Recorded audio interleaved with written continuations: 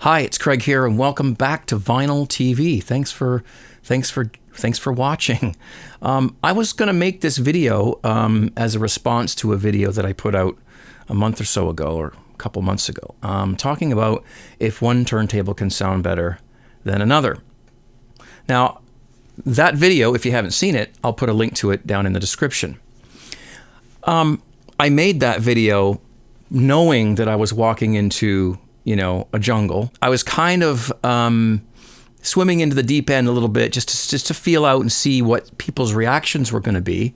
Not to say that what I was trying to talk about in the video wasn't stuff that I really believed, but I also am not the be-all and end-all turntable professional, authority.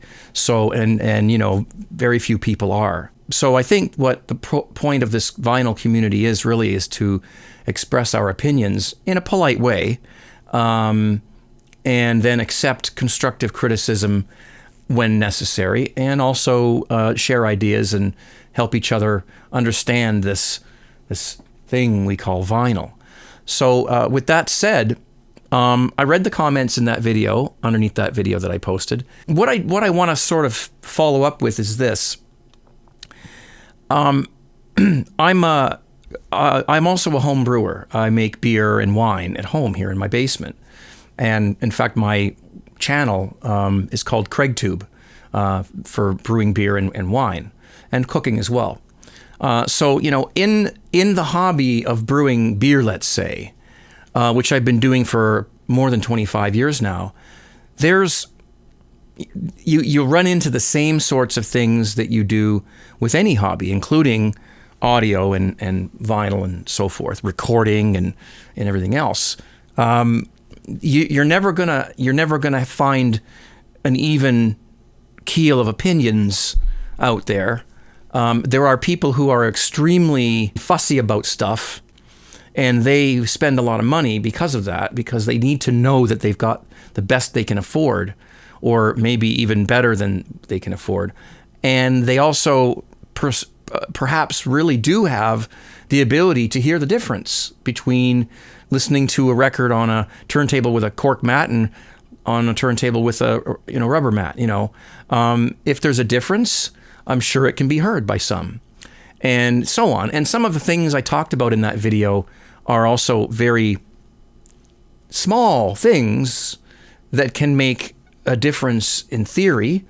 And I suppose if you have a very expensive stereo system in a room that is, conditioned almost perfectly, then yeah, maybe you could hear the difference, even though the physical difference is very small. In the hobby of home brewing, it's the same thing. In my brewing experience, I tend to choose simpler ways of brewing beer than some other people do, for the most part. And you get a lot of flack. You get a lot of people who say you can't do it this way, you can't do it this way, you can't do it that way. You have to use these grains, you have to brew it this way. It has to take 5 hours. You can't, it has to sit for 3 months before you can drink it. I mean, you got those people, and then you've got other people who say, you know what, I just bought like a $30 beer kit. It had like a syrup in it and some other things and some yeast. I added water, and a week later I had beer, and it was good. I carbonated it, and wow, it was better than the stuff I buy at the store. So, a lot of times that's good enough for people. Now, trying to stay on the topic of vinyl here and stereo equipment in general, this channel, just like my other channel, is for average people. And the reason I made that video that I linked to down below is that I don't want people that are beginners to fall into a trap of thinking they have to spend a lot of money on a turntable. Because you don't. If you have the money and you can spend a lot, like, let's say $600 or more, or $1,000, and then of course it goes up from there, sky's the limit, then yes, there are things that are going to be better about a more expensive turntable. If you really have a very expensive stereo system, when I say very expensive, I don't mean $1,000 for the whole system. I mean thousands and thousands of dollars. then of course you're going to buy an expensive turntable. I mean, why wouldn't you? And it would be silly to put, something like this, which there, by the way, there's nothing wrong with this turntable, but it would be kind of silly to put a turntable like this on a $10,000 amplifier. So, you just don't do that. But what you have to remember, and all you guys in there who had negative things to say, what you have to remember is that not everybody spends that much on a stereo system. Okay, so, here, right now, I have this Fluence turntable. I have a Nico power amplifier. I can't remember the model number, and I can't see it from up here, but it's it's just an amplifier. And then I have a Nico preamplifier here. This is a Nico Beta 20 stereo preamplifier right here, which is also a vintage preamplifier, and it's a good one, for my standards. Okay, and I also have a pair of Alesis studio monitors, and currently I'm using the amplifiers that are built into those speakers. My plan is to get a pair of passive speakers and use the Nico amplifier as well, or in addition to these speakers up here. So I don't have thousands of dollars invested into my stereo equipment. With that said, I'm very happy with the sound. I just want to listen to music. I don't have a room that is acoustically treated and perfect and all that stuff. I don't have it. I have a stereo, just like everybody had a stereo back in the day, and a lot of people still do today. And, my basement where I listen to my music is very dead. There's very little reverb down here because it's carpeted. There's furniture. There's drums over there. There's all kind of, the drums, they sometimes cause problem. But, and there's just nothing, there's very little flat surfaces around here. So I think that my acoustic properties down here are not too bad, but it's not perfect. I can't get perfect. And this is where a lot of people are in this hobby, if you want to call it a hobby. They don't need to spend $1,000 on a turntable. With all intents and purposes, really is going to do the same thing as this on a system that is, a moderate, average home system. Now, I'm not talking about, buy bookshelf speakers on Amazon and throw them somewhere and just, these speakers that I have here sound really good. They've got good sounding bass response. They're very punchy. They have excellent tweeters. They are heavy. They are good solid speakers, and they sound good where I've got them up there. Yes, I'm a musician. I've played drums almost all of my life. I also play the piano and the guitar, and I sing. And I've written many songs. Some have been on the radio, and I've also been an engineer in a recording studio for many years as well. So I've done all that stuff, and I've had to use my ears, and I've had to listen very carefully and, use my ears and learn. If you want to hear some of my music, I'll just put the link down below. But with that said, I'm not an audio expert. Okay, I don't work in the field. I don't sell audio equipment. I don't make audio equipment or design it. I'm not an acoustic engineer. So I guess the bottom line is my standpoint on things is from an average person's standpoint. And I just don't want to see people go on YouTube and say, okay, I want to buy a turntable. What do I need? And the first 4 videos that come up are, you need, this $1,000 turntable, and all it's got on it is an on-off switch on the bottom. The thing doesn't even have a hinged cover. And supposedly it's a fantastic sounding turntable, but who knows? Has anybody really taken a Project or a U-Turn or a Riga turntable, worth $600 to $1,000, and put it beside a less expensive turntable? For example, this Fluence here, which is only $250 at present. Has anyone ever done that?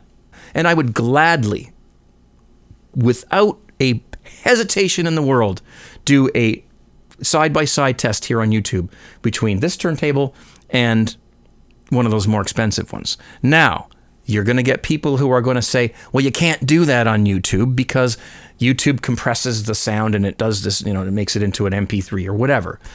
Okay.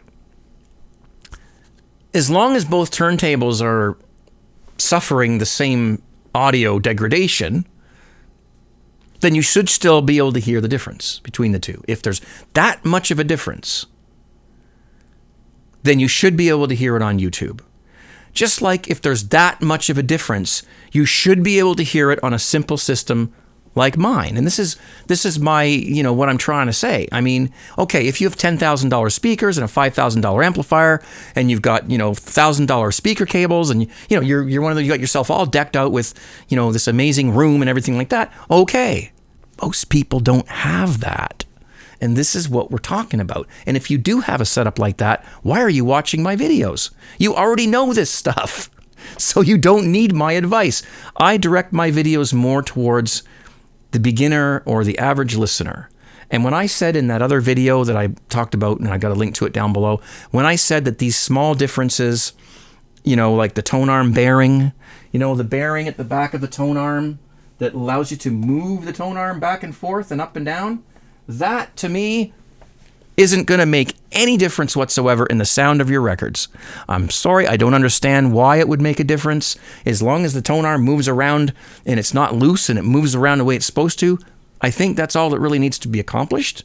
But that's just, Now you talk about the bearing in the center of the platter. As long as it turns freely and it's not sticking and making noise, again, I think that you're fine. As long as this thing turns quietly and smoothly, I think you've got everything covered. It's stuff like that I don't want to see a beginner go, oh, well, I got to get the one with the better, the brass, or the gold-plated bearings, because they're, I just don't think that beginners and intermediate listeners need to go there. And that's what I was talking about in that other video. And maybe I should have been more specific to say that. If you really get deep into this hobby, and it's with cars, motorcycles, stereo equipment, computers, gaming gear, all that stuff. Yes, if you're a hardcore gamer or a hardcore, hi-fi person, sure, go for the gusto. Why not? But for an average person like me, please, if you're watching this video and you just want to get a turntable that sounds good, then you need to kind of skim off some of that stuff that they talk about when it comes to replacing the belt, because the belt's going to make you get more bottom end if you put a better one on, or the counterweight you're going to put a different counterweight on, and it's going to, these things are really not things that somebody who's just starting out, or even somebody like myself who just likes to listen to music, and I'm not interested in spending thousands and thousands and tens of thousands of dollars on it. I just want it to sound good. So, I won't be replacing the belt on my turntable until it, wears out. And the bearings, I'm not worried about. They're performing just fine. Now, one thing I didn't talk about in that video was the plinth. The plinth is this, the body of the turntable. Yes, you have to have a solid plinth, something that is not going to, vibrate.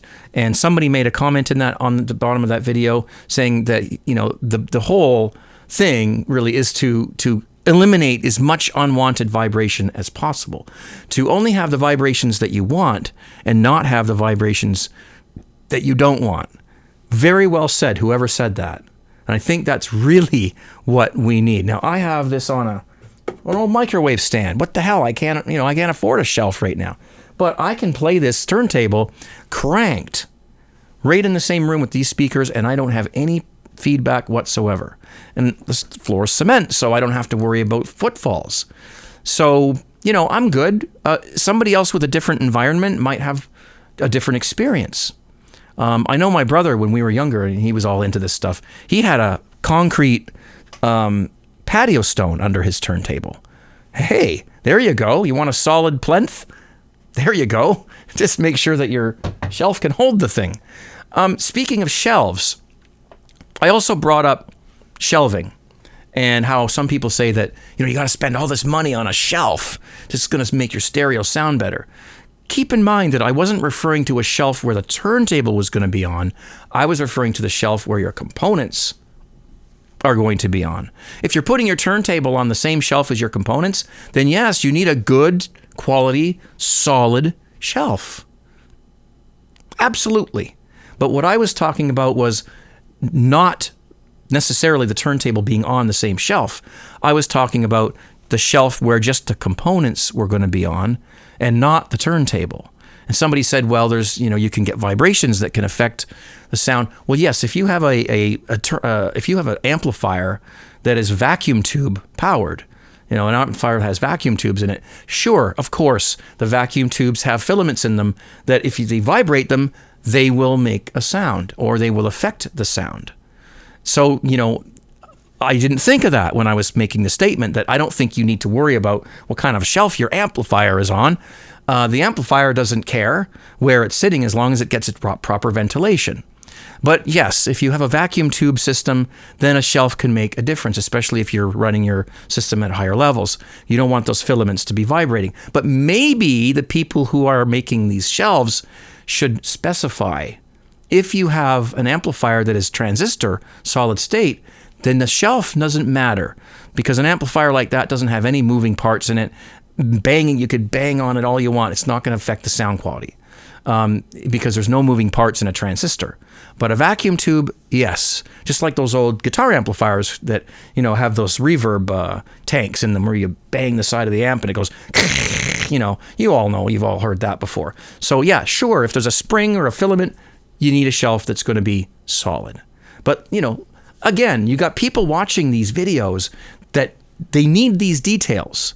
They need to be told, if your amplifier's got tubes in it, you need a good shelf.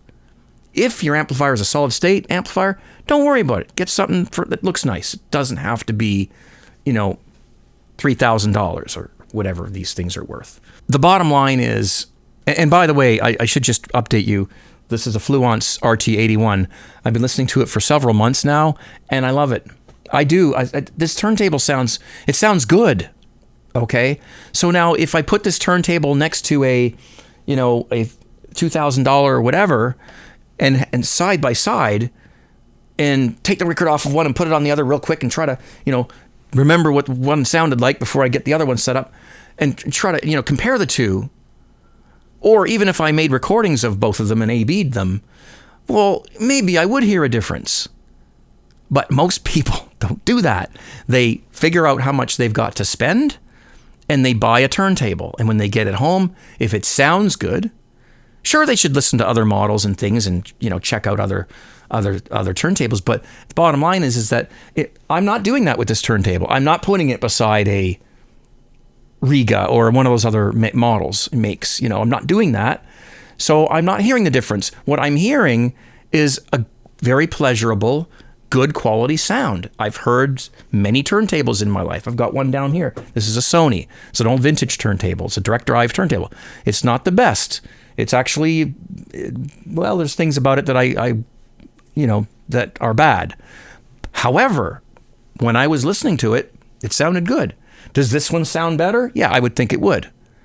Basically, mostly because of the tone arm. This one has a really bad tone arm. It's loose. It's not, So, yes, there are differences. But again, for most people, unless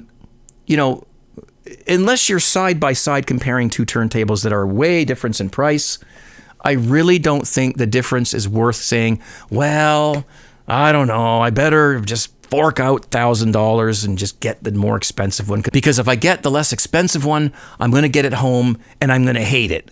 No, you're not.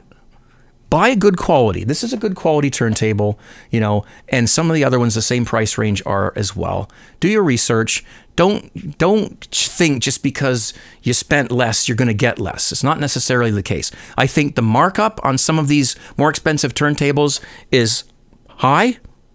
I think the market right now is exploding, and these manufacturers know this, and they're marking these things up quite a bit, I think. And in this case here with this Fluence model, I don't think the markup is quite as high. So, you got to look at that too. How much is the manufacturer adding on to the price of the turntable just because they're a popular brand and everyone's buying them? So let's make a lot of money on these things. We got everyone by the balls, Everyone's buying turntables. We can make a fortune off of people. Be careful. I'm not saying they all do that, but remember, when's the last time you took your car into a garage and you actually could trust, that the mechanic's not adding 5 different other things onto the thing that didn't need to be done? Know all that. We all know that happens, and it happens with just about everything. Everyone's trying to upsell you. Everyone's trying to say, but you could, for a little bit more, you could have this, and this is going to make this huge difference. And, the world is like that. And when you're buying a turntable, if that's what you're doing, and if you're, somebody who's just getting into this, or, who wants to, upgrade or whatever, and you don't have the bank to spend on it, then you need to be careful and do your research. If you have a friend who has one of those more expensive turntables, ask him if he can bring it over and plug it into your system. You really can't go into an audio shop where they've got like this, amazing setup in there. It's almost like perfect, for listening to music. And then the guy's going to go, listen to this. Well, of course it's going to sound like $1 million. Of course it is. But then, do you have a system like that at home? Do you have a room like that at home? If you do, okay. Then, yeah, you need to be listening to these things. But, and of course the guy's, he's working on a commission possibly. He's going to try to upsell you. So I've even seen it where I was buying, by the way, I also often listen to music on headphones. So having a room and a good speaker system, to me, a lot of times isn't really relevant, because I've always loved headphones. I like speakers, I like the openness of them, but I have a good pair of headphones here. These happen to be, they're not $1,000 headphones either. These are AKG K42 headphones. And they're not the best, but I like them. I was in a store and I, tried all kinds of different headphones. They had them all hanging up, different ones, more expensive, less expensive, $300 ones, $500 ones, $50 ones. I tried them all on with a disc that I brought in myself, a CD that I brought in myself. And out of all those headphones, I chose a $100 pair of headphones. Not because I didn't have the money to spend more, but I just thought that some of those more expensive ones didn't. I don't know. Some of them sounded tinny. Some of them sounded too much bass, or hollow, or just didn't sound natural to me. These ones sound natural to me, so I love these. I listen to vinyl on these all the time. They don't have a lot of bass, but you don't need a lot of bass. I find that bass tends to give you ear fatigue. At least me, it does. They have a very natural sound. So anyway, we're not talking about headphones, but I did experience once where they had a big thing of headphones, hanging on all these pegs, and some of the headphones were hooked up to one amplifier, and other headphones were hooked up to another amplifier, and they didn't think I knew, but I did know. And they were two totally different, So some of the cheaper headphones were, on the cheaper amplifier, and some of the more expensive headphones were on this better amplifier with bass and treble turned up a little bit, and that's the snake oil that you get. That's the honesty that you're really looking at out there. There isn't a lot of it out there. So when you're buying these turntables, or anything really, keep that in mind. Now, the last thing I want to say is this: placebo. Yes, if you go out and you spend a lot of money on a turntable, or any piece of equipment for that matter, it's very possible, if not probable, that is going to help you appreciate the item even more, because you spent more on it. It's supposed to sound better, and everybody's raving about this turntable, so it must be good. And so you get it home, you hook it up, and oh yeah, here we go. I waited for this. This is awesome. Look at that. And of course it's going to sound good in a lot of cases. The placebo effect is not just there with medication. It's there with food. It's there with hearing. It's there with all 5 of your senses can be affected by that placebo effect, scientifically proven. And I can tell you a story about a group of kids in college or in university that were fooled into thinking they were listening to 2 different amplifiers, and they weren't. They were only listening to one. And a lot of them were very adamant that the tube amp sounded better than the transistor amp. There was no tube amp. It was just a transistor amp, and they faked it. Some of these kids swore they heard the difference. Only one amplifier. It was a test that was done. I read all about it. So I'm just trying to be real. I'm not trying to downplay good audio equipment. There's just, you need to know what you're doing before you start spending a lot of money. And I think that's really what it boils down to. I put this thing on my turntable to check the speed. Solid as a rock. I can't see any movement at all. I would be more than happy to get a test record and put it on this turntable and measure the frequencies that are being put out by this turntable.